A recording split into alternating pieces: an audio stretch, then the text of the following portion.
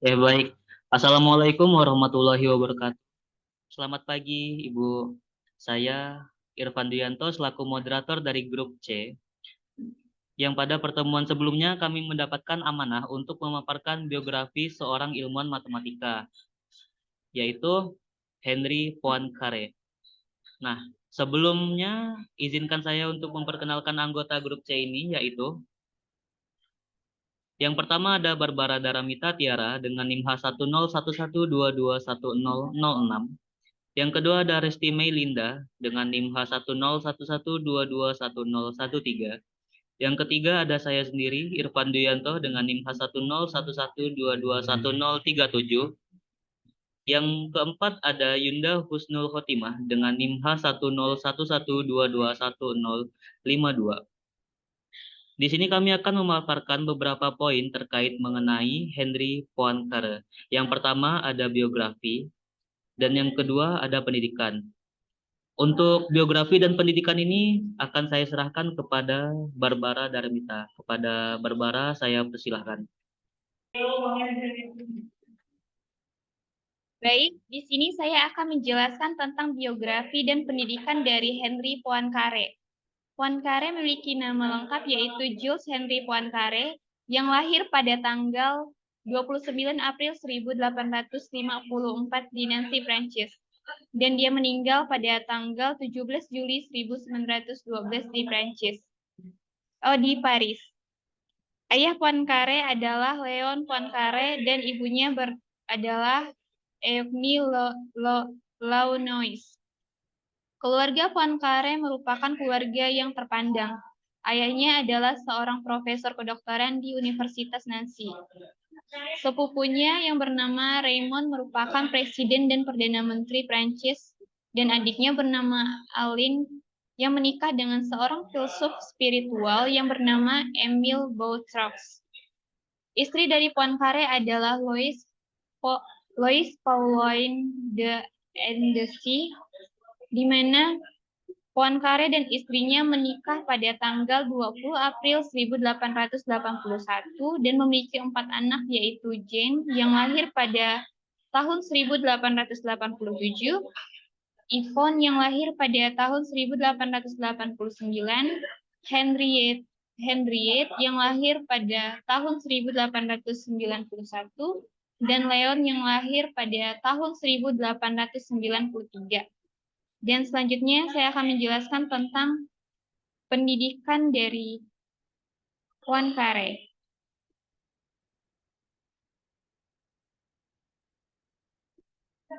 Sejak kecil, Poincaré menderita difiteri. Dia dididik oleh ibunya pada usia 8 tahun dan dia masuk ke Nancy High School yang dia ikuti selama 11 tahun, menjadikannya salah satu siswa terbaik dalam mata pelajaran apapun, terutama dalam menulis, namun dia tidak unggul dalam pendidikan jasmani dan musik. Pada tahun 1871, dia menerima ijazah sekolah menengahnya sebagai sarjana sains dan sastra. Poincaré memasuki Politeknik di Paris pada tahun 1873, di mana dia belajar tentang matematika. Dan pada tahun 1875, beliau lulus dengan gelar di bidang matematika dan kemudian masuk di École des Mines untuk belajar teknik pertambangan. Baik, mungkin sekian dari biografi dan pendidikan dari Poincaré. Selanjutnya saya serahkan kepada moderator. Selanjutnya adalah prestasi ilmiah pertama dari Poincaré. Nah, untuk prestasi ilmiah pertama dari Poincaré ini akan dijelaskan oleh Resti. Kepada Resti saya persilahkan. Baik, di sini saya akan menjelaskan tentang prestasi ilmiah pertama. Pada tahun 1881, Poincaré diundang untuk mengambil posisi mengajar di Fakultas Ilmu Pengetahuan Universitas Paris. Dia menerima undangan itu. Selama tahun 1883 hingga 1897, ia mengajar analisis matematika di École Polytechnique. Pada tahun 1881 hingga 1882, Poincaré menciptakan cabang matematika baru, yaitu teori kualitatif persamaan diferensial. Dia menunjukkan bagaimana mungkin memperoleh informasi paling penting tentang perilaku sekumpulan solusi tanpa harus menyelesaikan persamaan. Karena hal ini tidak selalu memungkinkan. Dia berhasil menggunakan pendekatan ini untuk masalah mekanika langit dan fisika matematika. Itu merupakan prestasi ilmiah pertama. Selanjutnya saya akan serahkan kepada moderator.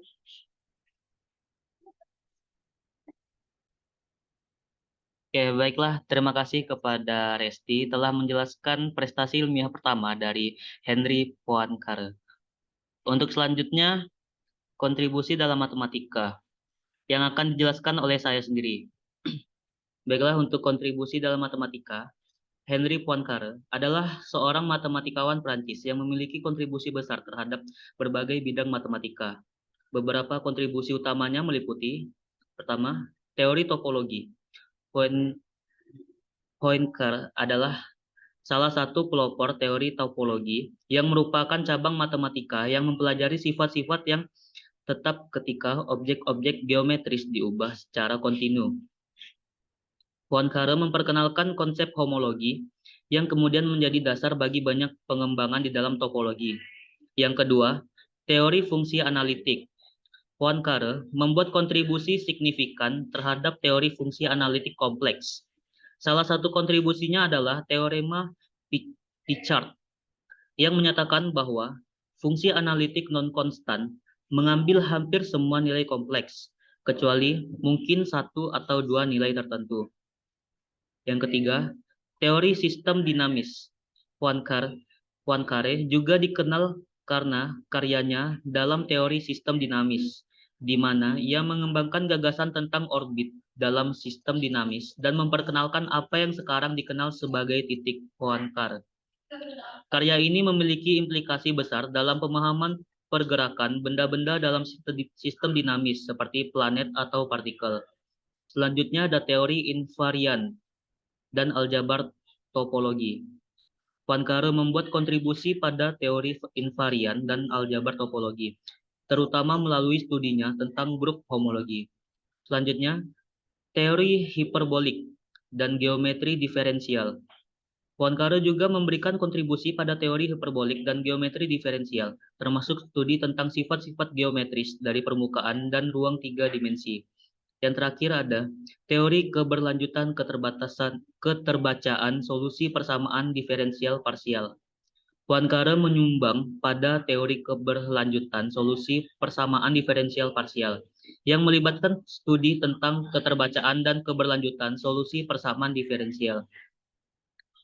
Baiklah, itu sekian dari kontribusi dalam matematika oleh Henry Poincaré.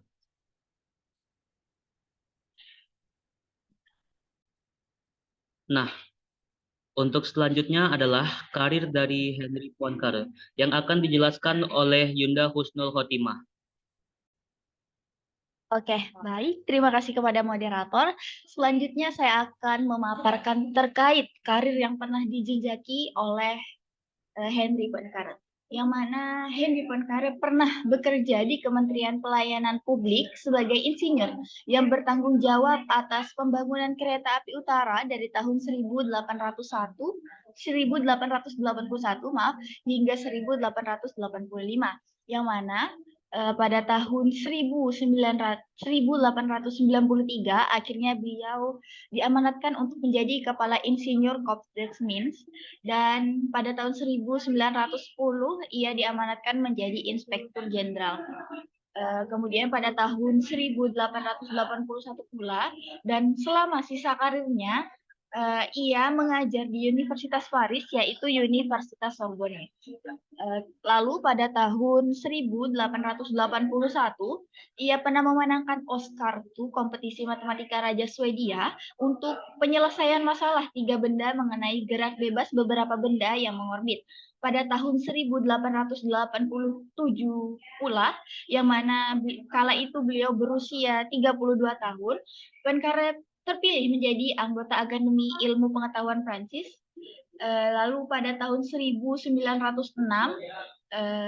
beliau diamanatkan untuk menjadi presiden dari Akademi Ilmu Pengetahuan Prancis tersebut. Dan pada tanggal 5 Maret 1908 ia terpilih menjadi anggota Akademi Prancis pada. Oke, baik. Yang terakhir, Henri Poincaré juga pernah menjadi presiden Société Astronomique de France atau Perkumpulan Astronomi Prancis pada tahun 1901 hingga 1903.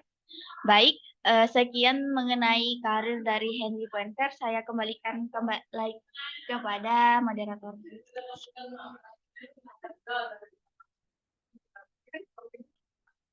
Baiklah, terima kasih kepada Yunda telah menjelaskan karir dari Henri Poincaré.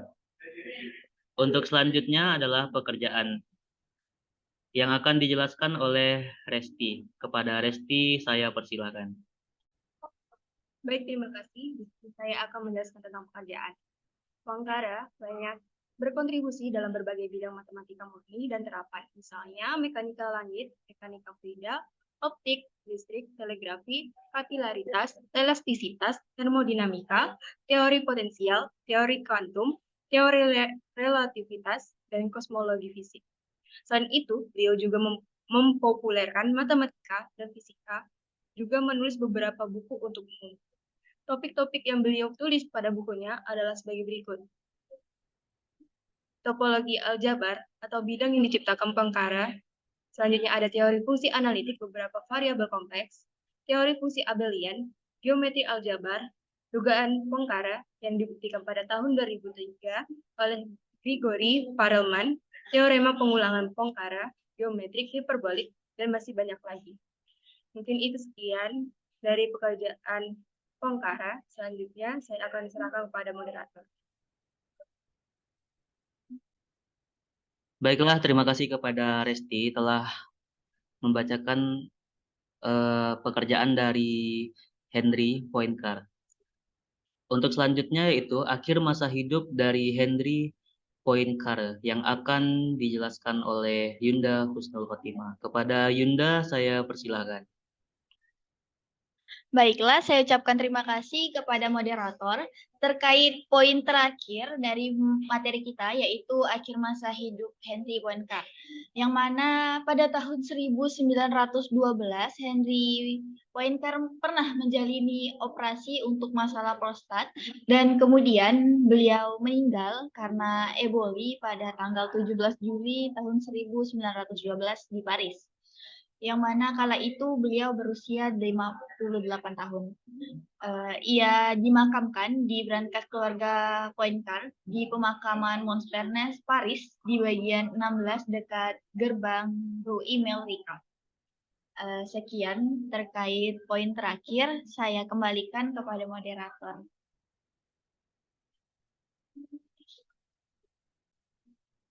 Terima kasih kepada Yunda atas penjelasan yang diberikan.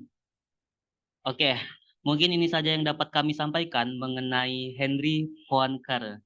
Maaf atas kekurangan dan mungkin banyak salah kata dari kami. Saya selaku moderator akan menutupnya dengan pantun. Jalan-jalan ke Taman Akcaya. Pulangnya membeli Good Time. Terima kasih atas perhatiannya and see you next time. Terima kasih Bu. Wassalamualaikum warahmatullahi wabarakatuh.